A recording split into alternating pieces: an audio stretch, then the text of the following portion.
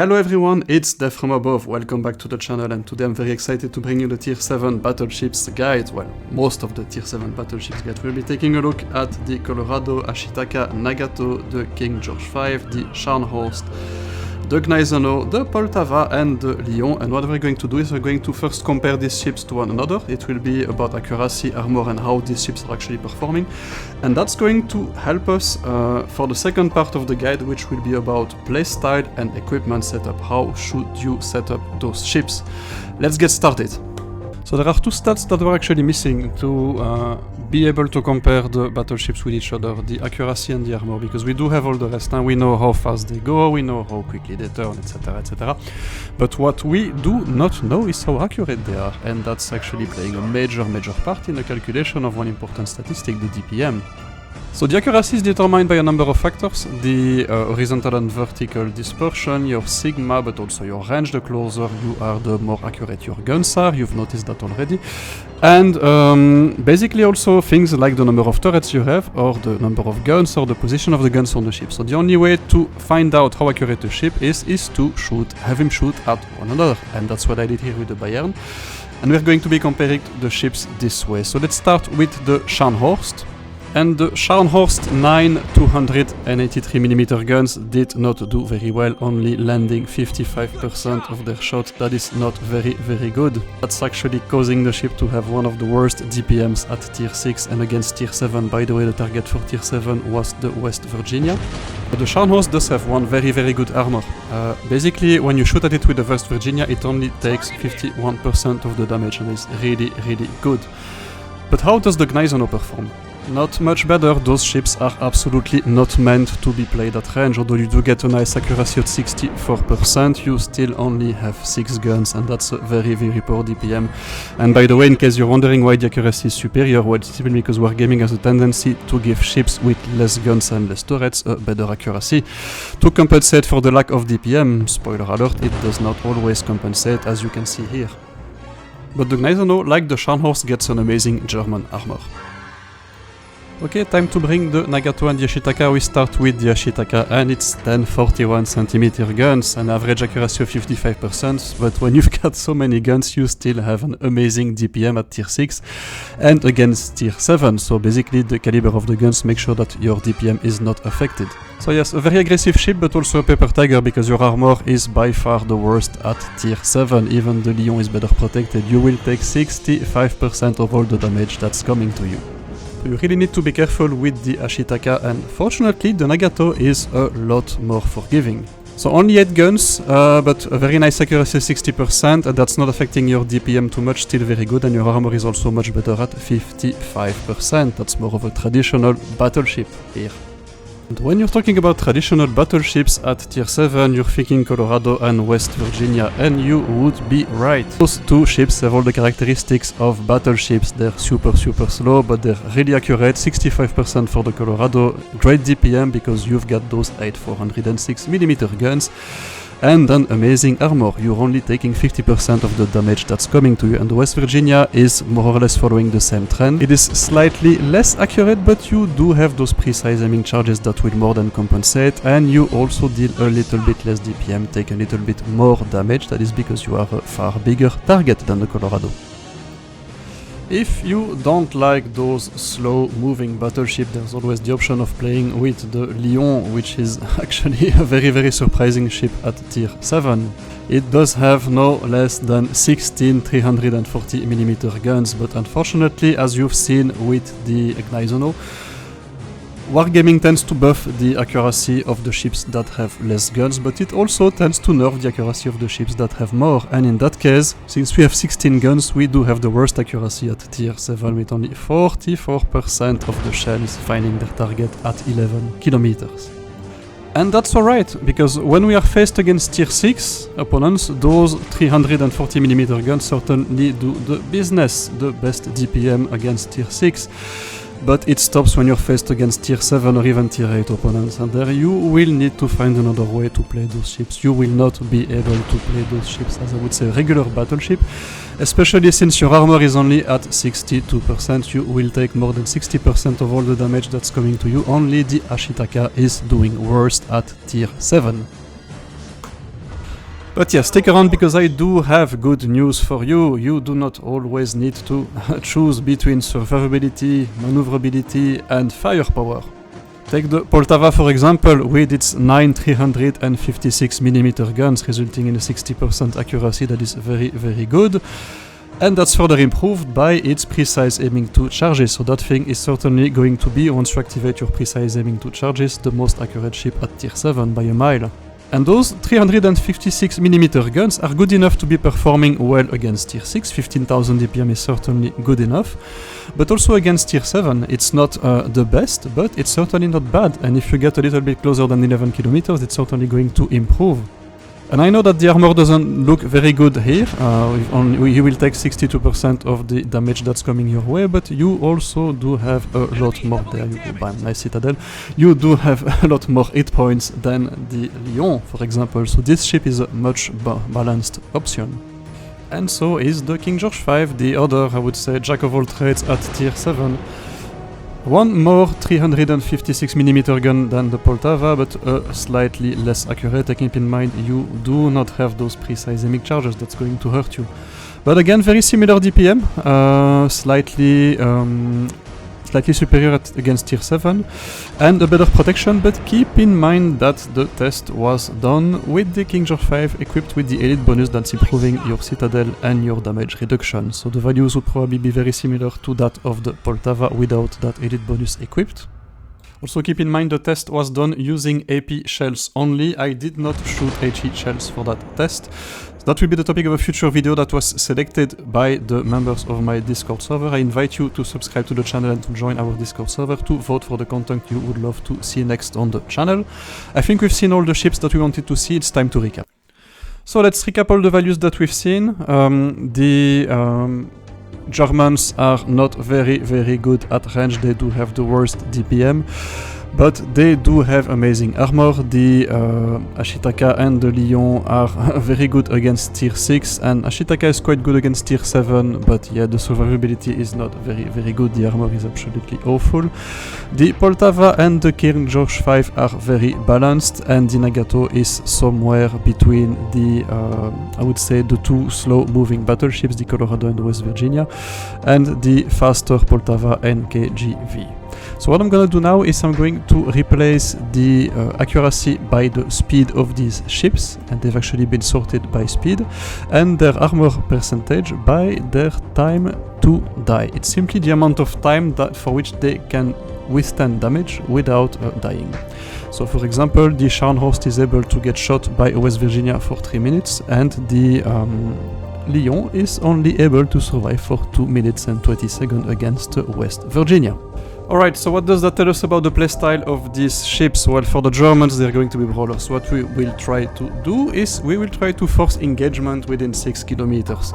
We will try to do so using our speed, our armor and the terrain to close the distance, and the fact that we have armor means that we can actually take a couple of hits doing so. And why do we want to get within 6 kilometers? Because we do have amazing secondaries and those nice torpedoes.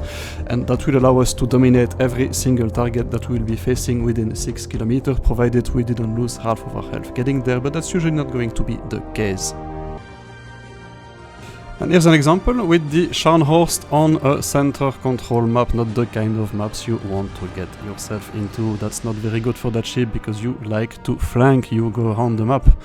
You use your speed, you use the islands, you use the terrain to camouflage yourself, and you pop up on unsuspecting and isolated enemies. And we're going to try to do that right here. There's a destroyer chasing us, but it's coming right in front of the team. We're going to be able to use our secondaries to do so. And hopefully we can take him out. The destroyer does that very well, and that's actually meaning one thing. We've noticed a Fuso on the right part of the screen, a New Mexico in the middle, and there's a Colorado on the left. And that means that the New Mexico is an isolated target. The rest of the team is not going to be able to support him. So what I'm immediately going to do is I'm going to take the opportunity. I'm going to tell my fleet mates that I'm pushing, and we're going to target that New Mexico and we're going to rush him. And that's what that kind of ships require. Map awareness, understanding where you are safe and where you are not, the kind of risks that you can take. Yeah, you see, for example, those two battleships, they can maybe, one of them can take a couple of shots at me, but I do have the armor to withstand the damage, and we're going to carry this game this way. We're going to get close, we're going to be using our secondaries, our torpedoes, and everything we have to finish that New Mexico as soon as we can, and then we can deal with the rest of the team who's actually in a very, very bad position, completely separated and unable to support one another. So how do you set up those ships to support that playstyle? For the Scharnhorst, we're going to choose the improved main armor belt as an elite bonus that will actually allow us to get to those 50% damage reduction. That's very, very good. And then we'll go for turret rotation at first equipment slot, because you want to keep those turrets on target as much as you can, and since you will be dealing with a lot of different targets at very short range, it's always going to be a challenge, so you want to improve your turret rotation as much as you can. And you do make the same choice for the Gneisenau, who has an even slower turret rotation, so the Gneisenau is certainly going to struggle to keep on target at, I would say, close to mid-range. And then for the Scharnhorst, you go for the double steering gear modification to improve your traverse as much as you can, because you will be moving all the time from left and right with that ship. I did not improve acceleration with the Scharnhorst. I recommend you do it with the Gneisenau, simply because the Scharnhorst, I noticed that I'm never stopping with that ship. I'm always on the move, going left or right, but I am almost never, I would say, standing still. And keep in mind, these are not ships meant to be trading at long range. These are ships meant to be rushing and YOLOing enemies all the time, and that is what you want to choose as your playstyle. But that doesn't mean you should do it in a stupid way. Here I'm not going to go to left, for example, I'm going to go to the right of the island, because I know that I have support there. I have a battleship behind me and the destroyer who's doing an amazing job against that Fuso, very, very good job. It's a really safe position for me to be in. And that's actually the best way to approach that Gneisenau. Those ships require a lot of map awareness to do well. They're certainly not easy ships to play or to start with. It's a completely different playstyle than, I would say, the traditional battleships, but it's also a very, very fun and rewarding one. So let's take care of that Gneisenau and talk about the equipment setup for that ship. First, you're not going to go for the Citadel protection or the damage reduction as your elite bonus. You're going to pick the secondaries first, because you do have bigger guns and you're also, I would say, less capable against softer targets. Your secondaries are definitely going to help with that. And then the second slot is really up to you. I went with acceleration instead of traverse, but that is really your personal preference, because the Gneisenau does have worse acceleration than the Scharnhorst. Alright, enough brawling, let's go check the following category of ships. So the Ashitaka and the Lyon are going to be played as cruiser hunters, forcing engagement between 6 and 10 kilometers using speed and terrain. And basically what we want to be doing with those is we want to be using our full broadside, the 10 guns of the Ashitaka, the 16 guns of the Lyon. And at that range they're gonna be hitting their target, and believe me, once you hit a cruiser with the 16 guns of the Lyon, you can delete half of his life in one salvo, and after 20 seconds is basically gone. So that's the kind of fight we will be trying to force. And here is how to do it with the Lyon and the Ashitaka. We're gonna go towards the edges of the map. We're always going to be keeping an island somewhere between us and the enemy. We know we do not want to be engaging at range unless we do have support.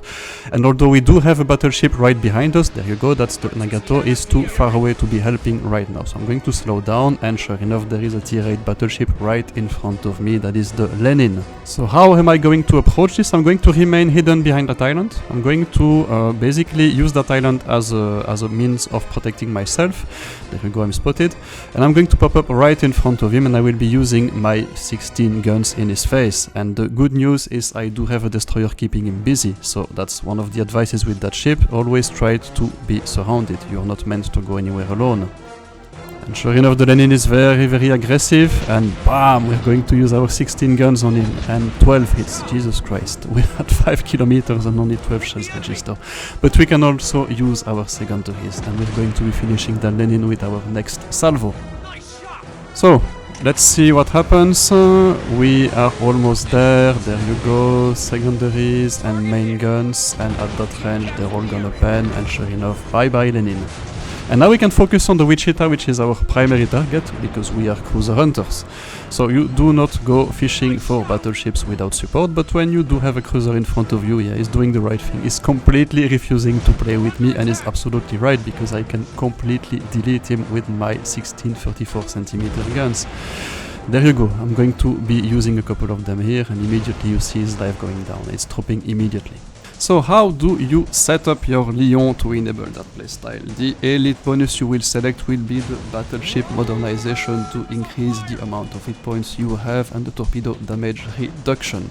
That's going to improve your survivability. Yes, it's not going to improve it very much, but it's better than nothing. And for the equipment setup, you go for the turret traverse improvement because you want to have those 4 turrets on target as quickly as you can.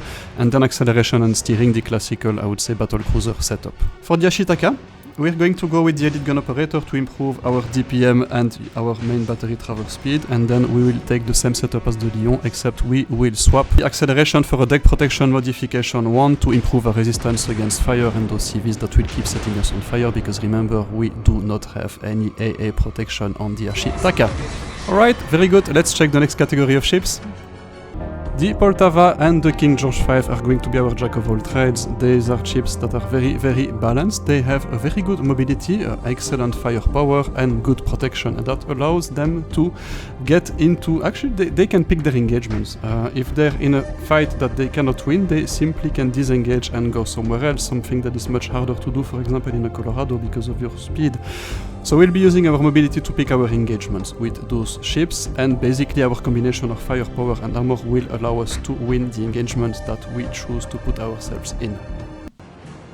And sure enough, here's a nice little map for the Poltava and the King George V, our jack of all trades, because it's a very wide map, and immediately I'm going to put my speed to good use. I'm going to decide to go to sea, and hopefully I will take a part of the team with me, but that's alright. If they choose not to follow me, I can change direction. It's absolutely not an issue, because that ship has an amazing speed, so you're not restricted to the area you pick in the beginning of the battle. There you go, small reminder, don't leave me alone, guys, come with me, we're going to have fun together. And so how do we set up the Poltava to enable that play style? The Poltava is going to take the elite gun operator as your elite bonus, simply because you again want to increase your turret rotation and your DPM. And it has to be mentioned that the Lyon and the Poltava have the worst turret rotation at tier 7, only 4.5 degrees. That's not very good, so we want to improve that with everything we can get our hands on. And specifically for the Poltava, you also want to improve your maneuverability, because your top speed is truly excellent at 28, but yeah, your acceleration and steering, it's kinda not very good. So you want to pick your propulsion modification for your second equipment slot and your steering gear modification for your third. And there you go, we do pick, I would say, kind of a battle cruiser setup for that ship. And there you go, that's the first target. Sure enough, we're able to... we just capped our first base here. We're going to turn around now and we're going to see how we can protect B. And that's the major advantage of these ships. You can simply position yourself wherever you want to be. You do have the flexibility to pick your battle. So here, let's all turn around and go defend B. And while we're doing that, let's talk about the King George V. Because the setup is going to be quite unusual, so we're going to go for the elite bonus with the improved main armor belt to improve our damage reduction, and that's going to allow us to get to those 56% of protection mentioned in the analysis. But the rest of the equipment setup is really up to you, because the ship does have a decent amount of turret rotation, pretty normal at 5 degrees, and it does have a really nice acceleration, almost the best at tier 7 along with the Nagato, so that means that you do get the second slot to do whatever you want. You do not need to put your propulsion modification. And so what I did is I improved my auxiliary apartment in the first equipment slot, and that's going to give us a little bit more flexibility at short range, increasing the range of our secondaries, but also the range of our AA guns. And keep in mind, the King George V already has the best of the highest large caliber AA range at tier 7 with a nice 3.9 kilometers, so that's going to further improve it. For the second equipment slot, we do not need to improve acceleration, so I went with the deck protection modification because the ship is really weak against fire. And finally, we can improve our traverse with the third equipment slot because it's certainly not one of the best at tier 7. And there you go, that's the flexibility in action. A cruiser is annoying my destroyers at B.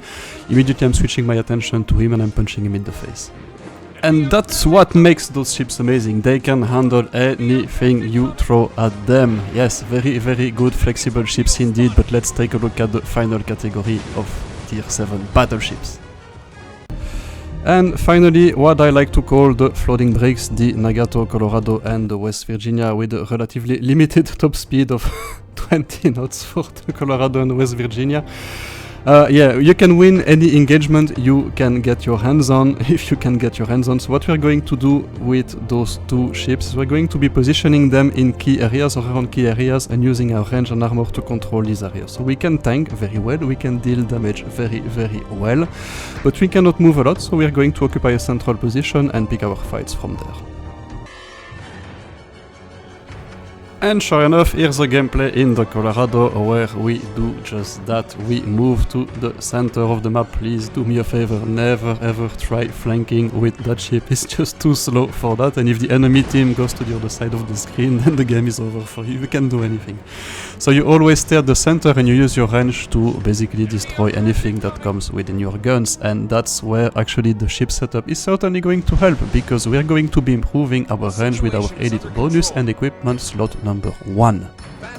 So we do pick the Advanced Gun Director as elite bonus to increase our range by 4%, and we do select the Artillery Plotting Room as your first equipment, how to get the range up to 15 kilometers at tier 7. Yes, totally legit, nothing to see here, absolutely normal, and that is what makes those ships amazing. What you lack in speed, you compensate in gun range, and you can actually select your engagement, that way, kind of that way. And the West Virginia is even going to be more amazing because of those precise aiming charges, so it's certainly going to be able to make the most of that range, but the Colorado can hold its own, and it's certainly not doing bad. As you see, we're going to engage that Gneisenau at 11 kilometers, and sure enough, we're going to land a couple of shells, and we're not going to be pushing aggressively again. We're always going to stay at range, because if you let a destroyer come too close to you with those ships, then you're gone. You do not have the maneuverability to survive any close range engagement, but we're still going to be improving that with our equipment setup.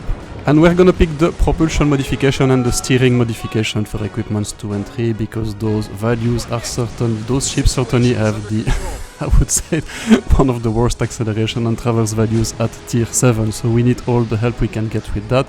And there you go, Atlanta showing me a nice broadside. Time to retreat, because it means the torpedoes are coming my way. And sure enough, we can actually look at that, me moving like a ballerina. Jesus Christ. I'm sure some ships go faster in reverse than I go forward, but that's absolutely insane. But yeah, those are very easy ships to pick up, simply because it's difficult to make a mistake when you're going at 20 knots per hour. And that's why the US Battleships line is a very popular line for beginners with the game. So what the ships also do very well is fighting multiple opponents, and you've seen my guide on the topic a couple of weeks ago. What we're going to do is we're going to show the, I would say we're going to keep engaging that cruiser, and we're going to show the bow of our ship to the battleship and the cruiser flanking to our left, and we're going to be holding our cap. That is what those ships are excellent at. You hold, you take a massive amount of punishment, and you defend your position. And sure enough, there's the Atlanta showing you broadside, something you should never do in an Atlanta. And bye bye, kill number 1. But okay, enough talking about the Colorado and the West Virginia. Let's talk a little bit about the Nagato, because the Nagato is positioned somewhere between these two and the Poltava and the KGV. It does have a little less armor protection than these two, but a little bit more mobility, so that's certainly an interesting compromise. So what we are going to do with the Nagato is we are going to pick the elite gun operator and the turret traverse for our elite bonus and equipments to help put our rear turrets on target as often as we can. We do not need to improve our acceleration because it's already very good and the best at tier 7, so we're going to go for the deck protection modification one instead, and there you go. Destroyer has shot torpedoes at me, so you see me going forward. Let's see if we can dodge those torpedoes. Yeah, sure enough, look at me moving like a ballerina, amazing. Ah la la la la la la, let's... That Colorado wasn't able to shoot at me because he was behind the island, but let's protect ourselves again here. So, Nagato, so let's go back to the Nagato. We're going to be using the deck protection modification 1 to increase our resistance to fire, because we certainly do have very weak fire resistances with well, it's very Japanese for that. Huh? And we are going to be improving our steering with our first equipment slot. And sure enough, the floating brick in action. I'm going to try to stay alive for as long as I can here, because I'm not alone. I've got the friendly battleship to help me. The ranger is also actually now in a very good position to take that Colorado. I just need to stay alive, so I'm going to show my bow. I'm going to reduce my target as much as I can. And hopefully, yeah, maybe one of these two can help me finish him. Allez, come on guys, come on guys. Yeah, there you go, sure enough, the next salvo should be enough, and we will finish that game with 1000 hit points. That's absolutely ridiculous. But that is what those ships are meant to be doing, holding areas and taking damage and dealing damage at 15 kilometers. They're amazing for that. And that concludes our Tier 7 Battleships Armor, Accuracy, Equipments and Playstyle Guide. So I hope you've enjoyed it, because it certainly took a lot of time to make. And if you did, please subscribe and join our Discord server to vote for the content you would love to see next on the channel, or simply ask any question you might have about the game. We do have a nice community there. So as always, I'll be seeing you soon. Stay safe, take care. That was Death from Above, signing out. Bye bye.